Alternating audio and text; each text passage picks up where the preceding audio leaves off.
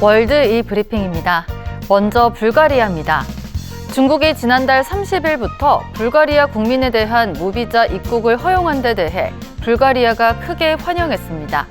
중국은 지난 11월 30일부터 불가리아를 포함한 9개국에 비자 면제 정책을 확대해 최대 30일 동안 비자 없이 입국할 수 있도록 허용했는데요. 무비자 정책으로 양국 간의 관광과 무역 그리고 문화 교류를 크게 촉진할 것으로 기대했습니다. 특히 불가리아에서 중국을 여행하는 관광객도 증가할 것으로 예상되는데요.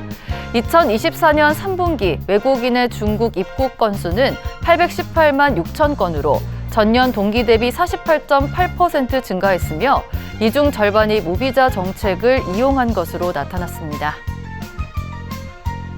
베네수엘라입니다. 초인플레이션을 겪은 베네수엘라에서 연간 최대 세일 시즌인 블랙 프라이데이에 돌입했습니다. 최근 몇 년 동안 베네수엘라 상점에서도 전통적인 미국의 쇼핑 시즌인 블랙 프라이데이를 이용하고 있는데요. 치솟은 물가에 베네수엘라 시민들이 더 낮은 가격의 제품을 구매할 수 있는 블랙 프라이데이를 기다리고 있기 때문입니다. 베네수엘라는 2018년엔 6만 %가 넘는 초인플레이션을 경험하면서 시민들이 고물가에 고통받고 있는데요. 베네수엘라 정부는 인플레이션이 진정됐다고 말하지만 시민들의 구매력은 여전히 감소한 것으로 나타났습니다. 독일입니다. 독일 자동차 업체 폭스바겐의 노동자들이 임금 삭감과 구조조정에 반대하며 현지 시간 2일 독일 전역에서 경고 파업에 들어갔습니다. 노조와 사측 간 단체 교섭은 계속되고 있지만 이견을 좁히지 못하고 있다고 AFP 통신은 전했습니다. 외신에 따르면 이번 파업은 2018년 이후 폭스바겐 국내 사업장에서 벌어지는 첫 대규모 파업으로 보이는데요. 경고 파업은 노사 교섭 도중 사측을 압박하기 위해 보통 수시간 동안 벌이는 단기간의 쟁의 행위입니다. 폭스바겐은 판매 부진과 시장 점유율 하락에 대응해 비용 절감과 10% 임금 삭감을 요구해 왔습니다.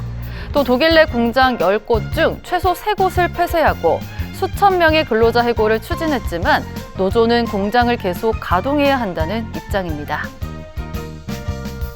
끝으로 중국입니다.